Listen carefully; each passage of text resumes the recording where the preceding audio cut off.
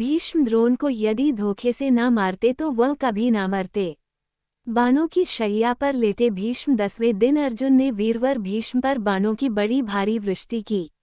इधर द्रुपद की प्रेरणा से शिखंडी ने भी पानी बरसाने वाले मेघ की भांति भीष्म पर बाणों की झड़ी लगा दी।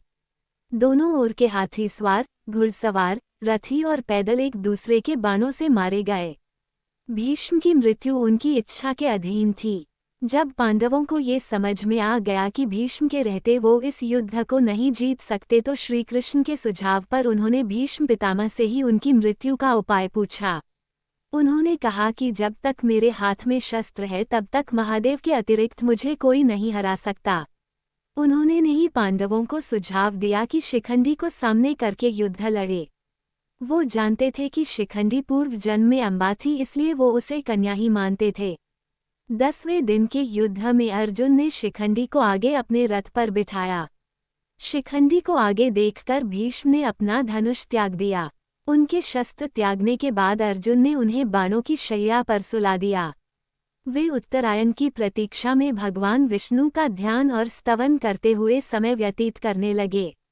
भीष्म के बाण शैया पर गिर जाने के बाद जब दुर्योधन शोक से व्याकुल हो उठा, तब आचार्य द्रोण ने सेनापतित्व का भार ग्रहण किया। उधर हर्ष मनाती हुई पांडवों की सेना में धृष्टद्युम्न सेनापति हुए।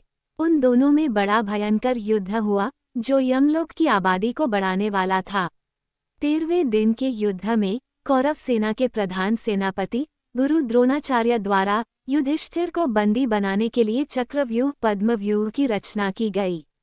पांडव पक्ष में केवल कृष्ण और अर्जुन ही चक्रव्यूह भेदन जानते थे, लेकिन उस दिन उन्हें त्रिगत नरेश बंधु युद्ध करते करते चक्रव्यूह स्थल से बहुत दूर ले गए। त्रिगत दुर्योधन के शासनाधीन एक राज्य था। अर्जुन पुत्र अभिमन्यु को चक्रव्यूह में केवल प्रवेश करना आता था, उससे निकलना नहीं, जिसे उसने तब सुना था जब वह अपनी माता के गर्भ में था और उसके पिता अर्जुन उसकी माता को यह विधि समझा रहे थे और बीच में ही उन्हें नींद आ गई।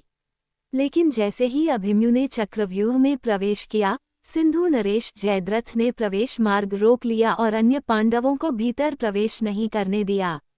तब शत्रु चक्र में अभिमन्यु अकेला पड़ गया।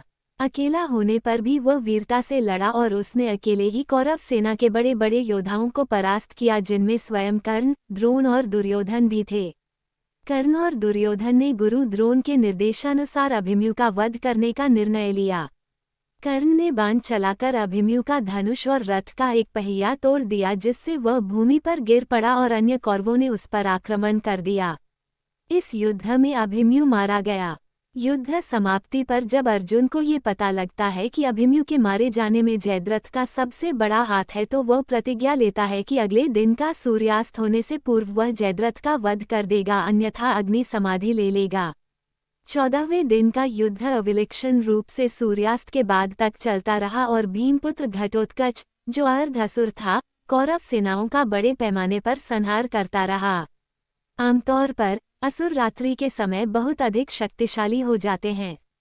दुर्योधन और कर्ण ने वीरता से उसका सामना किया और उससे युद्ध किया। अंततः जब ये लगने लगा कि उसी रात घटोत्कच सारी कौरव सेना का संहार कर देगा, तो दुर्योधन ने कर्ण से ये निवेदन किया कि वह किसी भी प्रकार से इस समस्या से छुटकारा दिलाए। कर्ण को विवश होकर शक्ति अस्त्र घटोत्कच पर चलाना पड़ा। यह अस्त्र देवराज इंद्र द्वारा कर्ण को उसकी दानपरायणता के सम्मान स्वरूप दिया गया था, जब कर्ण ने अपने कवच कुंडल इंद्र को दान दे दिए थे। लेकिन कर्ण इस अस्त्र का प्रयोग केवल एक बार कर सकता था, जिसके बाद यह अस्त्र इंद्र के पास लौट जाएगा। इस प्रकार शक्ति अस्त्र का प्रयोग घटोत्कच पर करने के बाद वह इसे बाद में अर्जुन पर ना कर सका। विराट और द्रुपद आदि राजा द्रोणरूपी समुद्र में डूब गए। उस समय द्रोण काल के समान जान पड़ते थे। इतने ही में उनके कानों में यह आवाज आई कि अश्वत्थामा मारा गया। इतना सुनते ही आचार्य द्रोण ने अस्त्र शस्त्र त्याग दिए। ऐसे समय में धृष्टद्युम्न के बाणों से आहत होकर वे पृथ्वी पर गिर पड़े।